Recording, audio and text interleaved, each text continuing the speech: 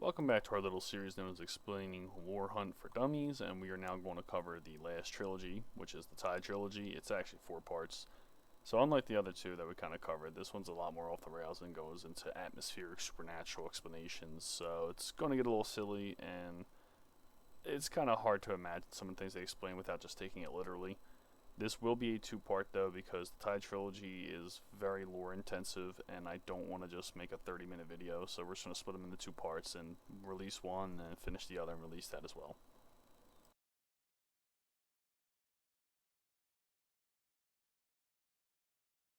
Players immediately, like we've done before. Sharay is still the big bad here. He is now just, probably more evil than ever, and you get a little more of his backstory, which is really cool. Same thing with Finch. We get a lot of development for him, and you learn that he's kind of been an ancient protector, but also a selfish dick.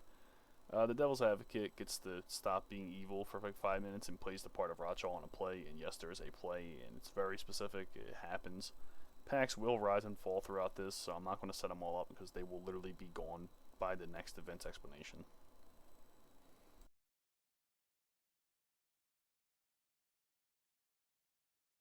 So in terms of new players, we're going to start with Captain Lafette. He is just simply a captain who is contracted by Finch to help him get an artifact that has to do with ghost stories about this ship that we'll get into a bunch about. We got Gar, who is the leader of what's originally known as the Primal Pact. That will change during the other events, but she basically is someone who's just super obsessed with Rotchal and her supernatural and like entire being. The Rat starts off a little less important, but becomes major during Desolation. She just really loves money, sells her soul and all that, and like not metaphorically, she literally sells her soul with like evil people and shit for money.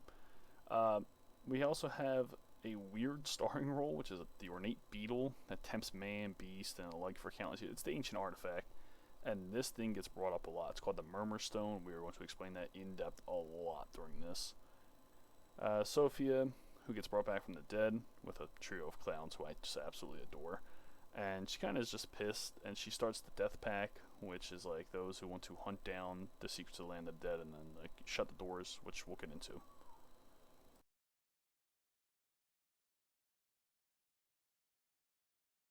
Now, we're going to start off with the first of the two we'll be covering today. It is called the Tide of Shadows. Now, it's essentially broken into 2 separate timelines. One is what I will be calling the Infinite Time Glitch, which is, yeah, no, it's weird. And then the current timeline.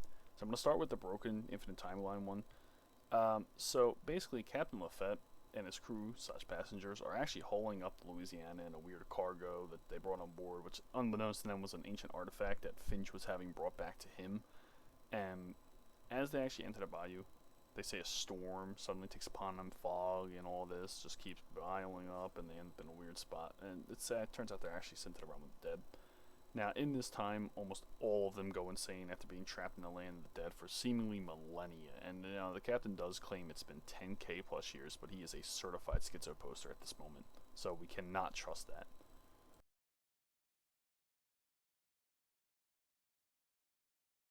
So it turns out that because of the artifacts sending them to this like land of the dead zone and them shooting and constantly doing shit, it wakes up Rachel, who's both of the realm of the dead and not because of her supernatural connection to it. So of all the silly things that occur, there's a lot. Like people having their limbs beaten off, and one guy trying to make another cage to trap Rachel, but it's not a cage. The cage is different from the one she actually has around her. Basically, they're trying to understand how a man named Sharay eventually ends up on their deck after they said that like this place has never been charted and it's damned forever. It turns out it isn't. But Sharay arrives eventually, and he tells them that the beetle is going to be in the mouth of Rotjaw, and that's going to get them home. Now the captain doesn't really believe this, but it doesn't matter because they got the guy who used the fucking the cage. Yeah, he built the cage, and they're going to use it. And then they use a random dude that was, I think, hiding under the poker table at the time. They use him as bait. Rotjaw eats him. They put the cage on her, and they drop the beetle in Rotjaw's mouth. It lurches the ship, the remaining crew, and Rotchel onto the material plane, like our timeline, essentially. And that leads us to the other part, which is the modern timeline.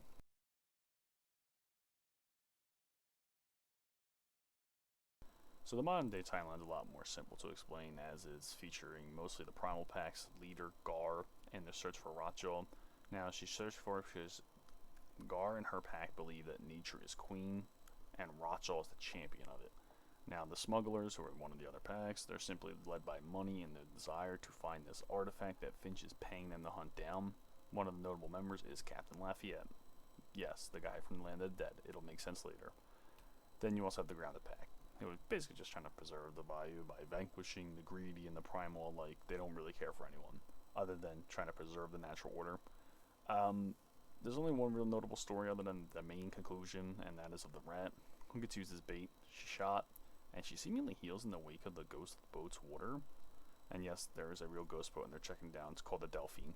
Now, a lot of this is because of the Land of the Dead residues being left behind, and that's how she's healing, because she made a deal with the devil. Like, literally. But it all comes to a head when Gar touches a dying Rotjaw, because there was basically a giant fight between all three as they try to hunt down the ghost boat, but Gar sees Rotjaw gets fatally wounded, and also takes a lot of woundings herself. So she goes over, touches Rotjaw's mouth, activates the device, and the boat that they were all hunting down, this ghost vessel, comes crashing down into the other realm, right into ours. Now the artifact is lurched onto the shore, and a giant cult arrives, and I literally mean they just show up. Like, it's never really explained well. They literally just show up. They string up the rat, they use a piece of the ghost ship, and they just sacrifice her soul right then and there. Don't worry, if you like her, she'll be back. And the Tide of the Shadows ends with this new cult who just literally seemingly arrived out of nowhere, taking this little artifact that gets called the Murmur Stone.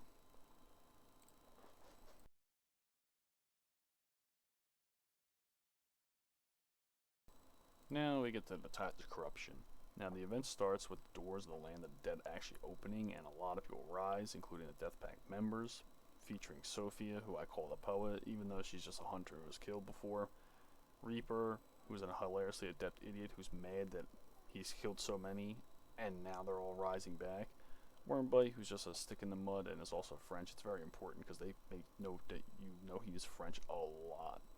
And then there's the Bone Mason, just an old woman who's mad that she was brought back instead of the one she loved. Their plan is very simple. They want to get to the Land of the Dead, learn all the secrets, and shut those doors. They do not want anyone defying death. It's unnatural, and a lot of them don't like it.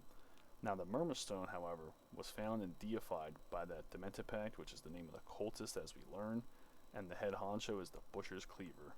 They think basically every boss and hunt aren't the pure visions of what the sculptor really is, and they think that they can become the real avatars of the sculptor via succumbing to his influence and following the Murmur Stone's every instructions.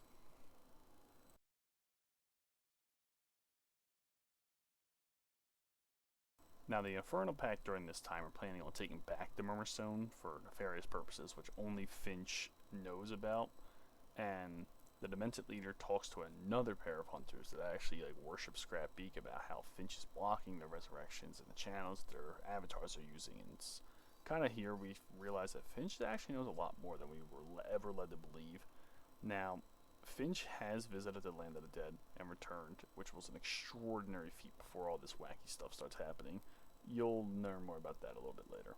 Now, the Infernal lead a raid to take back the Murmur Stone, and it works a lot, and they slash and burn all this compound. Meanwhile, Charest is taunting the Butcher's Cleaver, to which he releases a roar, and it's an actual roar, like a demon type roar, and they make off into the confusion, all the while the stone's whispering the words, drown, drown, drown. Now, the roar is very important because one of the lore pieces will pop up in a couple minutes,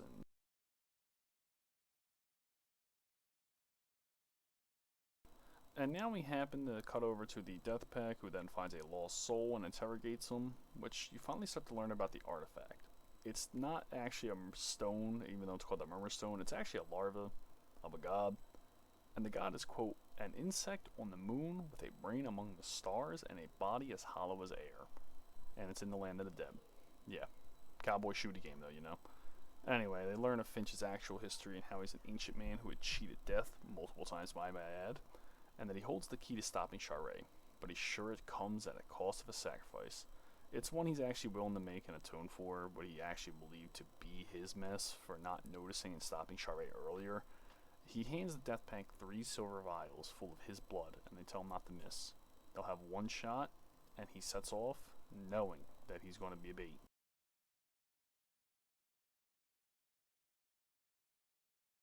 And now it cuts forward to where Charest has captured Finch. Now he has Finch holed up above a hole by a rope, and they start reminiscing about the time he signed on and how him and Finch kind of realized each other's presence was a little unnatural. But they laugh, they have a time, and then Charest shoots Finch's rope, plummeting into a giant hole that seemingly has no end. Now Charest explains that the stone, which is the Murmur Stone, it's a god egg, tells him ancient tales, and that it only tells truths and the secrets of the morals in those truths. And he asks about the silver Goliath beetle god, but it won't tell him. So he believes the sculptor is blocking him, and he doesn't know why. Which then cuts to a story who's being told by Candace, who is an ancient member of the Infernal Pact, about ancient quicksilver that Rome used to heat in its bathhouses and how it was fed to abominations linked to the sculptor to cause calamities, resulting in a unique roar that sounded of 2 continents splitting apart. Remember that roar that Butcher gave out? Also, silver, you say, about how it can banish evil.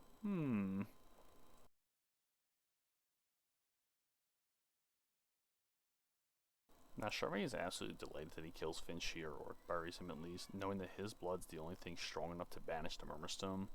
So he has his crew start pulling up Rotjaw back to the plane after being banished by Gar. Captain Lafette gets all uppity, so Charest ends up stabbing him and sending him to the land of the dead via the portal they are dragging Rotjaw out of. And he says that he hopes the sculptor's ready to get stabbed in the eyes, similar to how, he just did with the captain. Now, Charest's backstory gets dropped here, and he visited the land of the dead by accident in ancient times, where a burning city left thousands of dead, and the souls and energy allowed him to traverse by accident. And now with the Murmurstone, he learns he can traverse again, and he must do an elaborate play to win the favor and the influence of the land of the dead. This is all kind of just him wanting to be able to siphon the power of the land of the dead at his own free will, and how he'll do anything to get to that part.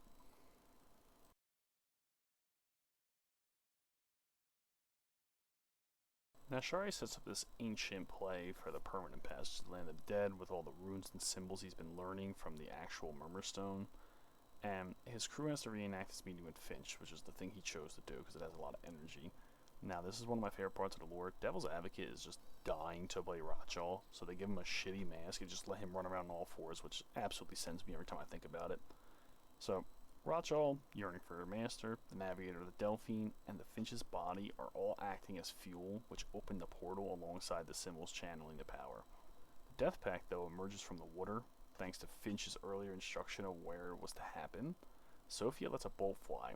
Charest ducks out of instinct. Now, instead of the bolt stopping by the occultic energy surrounding the stone, it's actually pierced, and he watches as Finch's blood splatters on the stone. It starts corrupting and begins to banish. The Murmurstone's connection to the sculptor multiplies. To Charest's absolute disgust, the gateway enlarges, and the dead begin to rise as the new age is said to be heralded in, the Age of Desolation. The last thing we know is that Charest begins to get dragged down by the millions and millions of souls who seem to recognize his body, one of them being the captain he just banished.